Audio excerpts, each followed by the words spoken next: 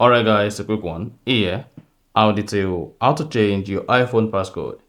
So if at the end of this you found this often informative, please don't forget to like and then subscribe. Now the first thing to do is go ahead and open the settings app, scroll down, locate and click on Face ID and Passcode.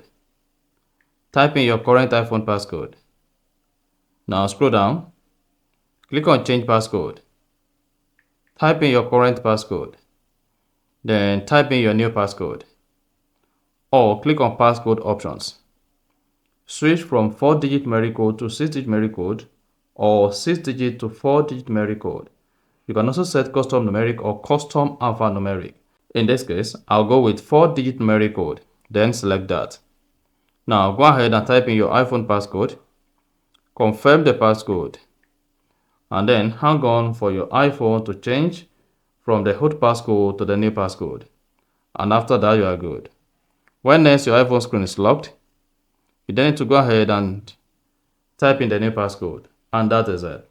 So if you found this offer informative, please don't forget to like and then subscribe.